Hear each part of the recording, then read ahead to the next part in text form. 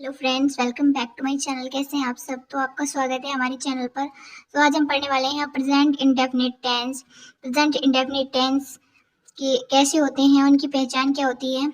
तो जिन सेंटेंसेस में अंत में ता है, ती है, ते है आता है, उन्हें हम प्रेजेंट कॉन्टिन्यूअस टेंस कहते हैं। प्रेजेंट कॉन्टिन्यूअस टेंस मतलब कि जो वर्तमान में कार्य हो रहा है उसी को हम प्रेजेंट इंडेफिनिट टेंस कहते हैं। तो चलिए इसकी पहचान लिख लेते हैं।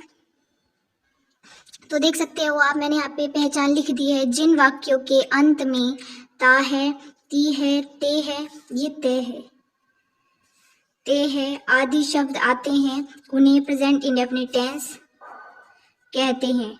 ठीक है, तो इन वाक्यों की पहचान हमें किस चीज़ से पता चलती है? जब किसी सेंटेंस में लास्ट में ती है, ते है, ता है आता है तो हमें पता चलता है कि वो हमारा प्रेजेंट इंडेफिनिट का टेंस है।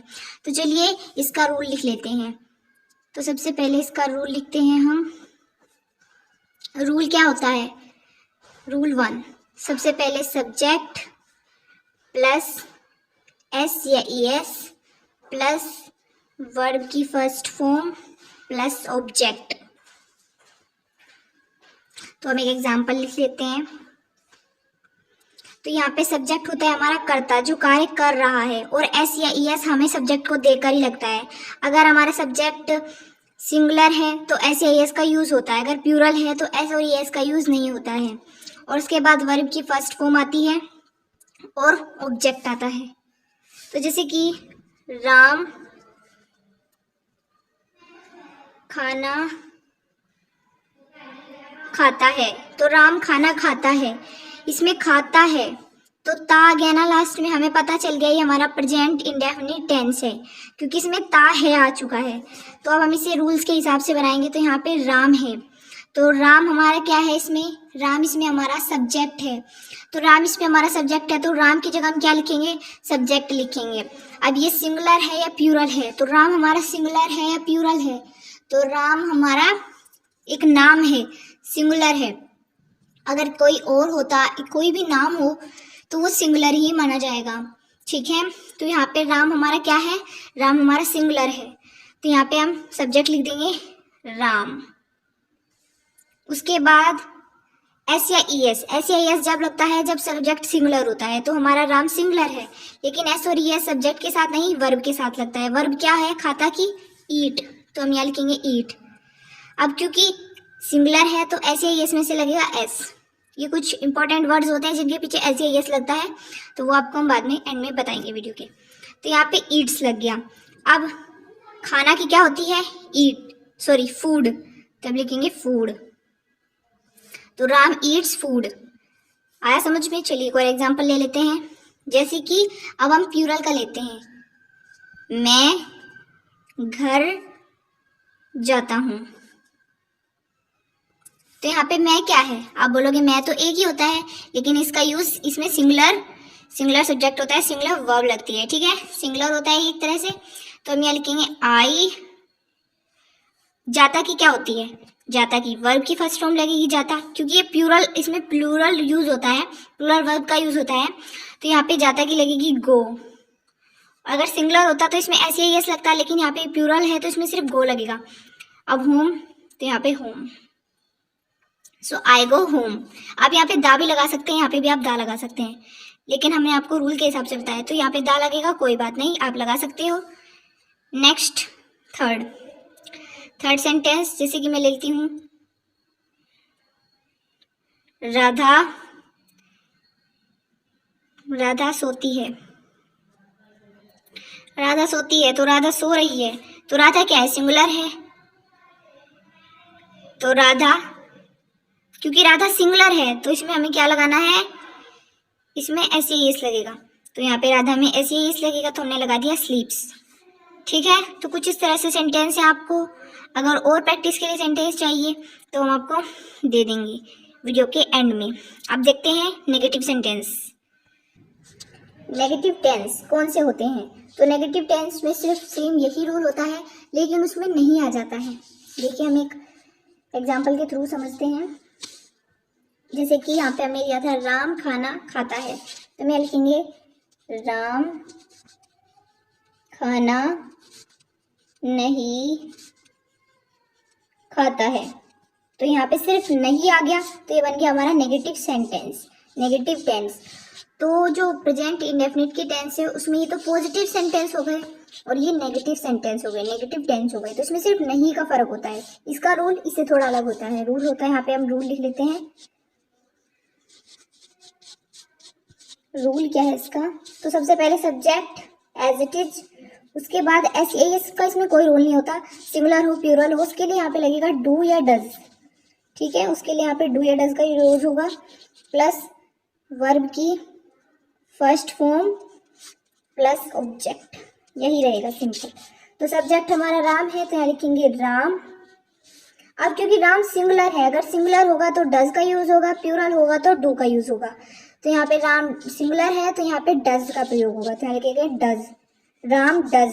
यहाँ पे सॉरी, यहाँ पे गलती हो गई, यहाँ पे प्लस नॉट भी आएगा क्योंकि नेगेटिव सेंटेंस है ना। Subject plus do does plus not plus verb की फर्स्ट फॉर्म प्लस ऑब्जेक्ट, ठीक है। तो अब यहाँ पे डज के बाद लगेगा नॉट। खाता की होती है ईट और खाना की होती है फूड, द फूड, ठीक है। तो Ram does not eat the food, यहाँ पे प्लस करके आपको नॉट भी लिख लेना है, ठीक है। नेक्स्ट देखते हैं, नेक्स्ट क्या था हमारे यहाँ पे, मैं घर जाता हूँ, मैं घर नहीं जाता हूँ। तो यहाँ पे मैं क्या है, आई। अब मैंने बोला था आई के साथ प्रोनाउन का यूज होता है, प्रोनाउन वर्ब का यूज होता है। तो यहाँ पे आई हमारा क्या है, आई हमारे यहाँ पे प्लूरल माना जाएगा, ठीक है। तो प्लूरल के लिए हम क्या लगाएंगे, डू। क्या लिखेंगे, आई डू, उसके बाद नॉट, जाता की गो। जब हम किसी स्पेसिफिक जगह का नाम बोलते हैं तो हम वहाँ पे टू भी लगाते हैं। तो हम कहेंगे I do not go to home, I do not go to home, I go to, यहाँ पे भी टू आएगा, ठीक है, मिस्टेक हो गई। तो स्पेसिफिक जगह का नाम बोल दिया तो टू होम या टू, कोई भी जहाँ पर भी बोलना है। नेक्स्ट एग्जाम्पल देखते हैं, राधा नहीं सोती है। तो राधा नहीं सोती है, क्या लिखेंगे, राधा, उसके बाद राधा सिंगुलर है तो यहाँ पे हमारा डज लगेगा। तो राधा डज नॉट स्लीप, ठीक है। अब हमने नेगेटिव सेंटेंस भी देख लिए हैं। अब हम देख लेते हैं इंट्रोगेटिव सेंटेंस। ठीक है। इंट्रोगेटिव सेंटेंस कौन से होते हैं? तो वो होते हैं जिनमें हम क्वेश्चन पूछते हैं। क्वेश्चन मतलब कि जैसे कि यहाँ पे आपने देखा था इन सेंटेंस में, जैसे कि राम खाना खाता है, तो यहाँ पे राम एक आंसर दे रहा है कि राम खाना खाता है। लेकिन अगर हमें इसे इंट्रोगेटिव सेंटेंस बनाना है तो हम क्या लिखेंगे? तो हम यहाँ पे लिखेंगे क्या राम खाना खाता है। तो जिस शब्दों में शुरू में क्या आता है उन्हें हम इंट्रोगेटिव सेंटेंस बोलते हैं, इन्हें हम प्रश्नवाचक वाक्य बोलते हैं, ठीक है। तो एक एग्जाम्पल से समझेंगे आप ज़्यादा अच्छे समझ पाएंगे। सबसे पहले हम इसको एक एग्जाम्पल के थ्रू समझते हैं। क्या हम यहाँ लिखेंगे, क्या राम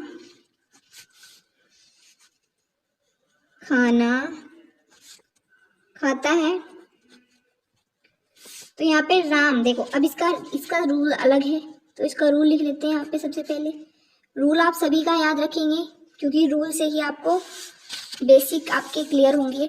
ये रूल्स के बिना आप कोई सेंटेंस नहीं बना पाएंगे। रूल आपको बड़े ध्यान से याद कर लेना है। मैं इनको बॉक्स में पैक कर दूंगी।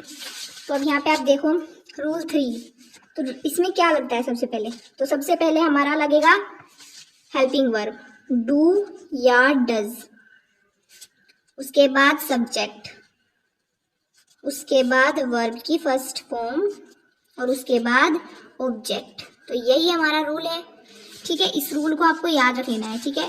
तो यहाँ पे डू या डज वही सेम है, जो प्लूरल होगा उसके लिए डू का प्रयोग, जो सिंगुलर होगा उसके लिए डज का प्रयोग।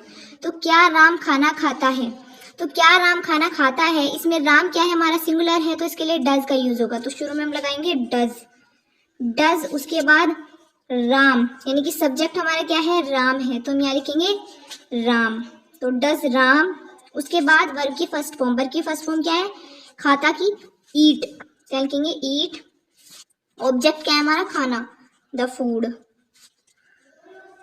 तो यहाँ पे ये हो गया, क्या राम खाना खाता है, does Ram eat the food. बाद में से क्वेश्चन मार्क लगता है, क्वेश्चन मार्क, ठीक है। क्वेश्चन मार्क के बिना इंट्रोगेटिव वाला सेंटेंस गलत माना जाएगा, तो पूरा सेंटेंस करने के बाद क्वेश्चन मार्क बहुत जरूरी होता है। नेक्स्ट एग्जांपल देखते हैं, क्या तुम खेलते हो, तो क्या तुम खेलते हो, क्या तुम खेलते हो, तुम क्या है प्लूरल है, तो इसके लिए क्या लगेगा डू, और तुम की क्या होती है यू, यानी कि सब्जेक्ट, वर्ब की first form play. Do you play, क्या तुम खेलते हो। नेक्स्ट, क्या हम जाते हैं, क्या हम जाते हैं, तो यहाँ पे क्या है, हम क्या है प्लूरल, तो यहाँ लगेगा डू। वी जाने की क्या होती है गो, डू वी गो, क्या हम जाते हैं, do we go. Next example, ताकि आपकी और अच्छे से प्रैक्टिस हो जाए, क्या राधा सोती है, तो यहाँ पे राधा सिंगुलर है, तो यहाँ आएगा डज। राधा सब्जेक्ट है हमारा, तो अब लिखेंगे राधा, उसके बाद सोती हुए की आएगी स्लीप। यहाँ पे क्वेश्चन मार्क बिल्कुल जरूर लगा देना, तो डज राधा स्लीप्स। तो ये हो गए आपके इंट्रोगेटिव सेंटेंस, ठीक है, और ये हो गए आपके पॉजिटिव सेंटेंस, ये हो गए नेगेटिव सेंटेंस। चलिए अब इनके कुछ प्रैक्टिस वाले जो आपको होमवर्क में करने हैं वो देख लेते हैं। तो ये है कुछ जो आपको बनाने हैं, इनकी प्रैक्टिस करनी है, अगर नहीं बने तो कमेंट में बताना है, यहाँ पर आपको बनवाए जाएंगे। तो ये हैं आपके पॉजिटिव, ये है नेगेटिव, ठीक है, और ये हैं आपके इंट्रोगेटिव जिनको आपको प्रैक्टिस कर लेना है। आई होप आपको वीडियो अच्छी लगी होगी। वीडियो अच्छी लगी तो लाइक शेयर सब्सक्राइब ज़रूर करें, ताकि हम और ऐसी वीडियोज़ आपके लिए लाते रहें।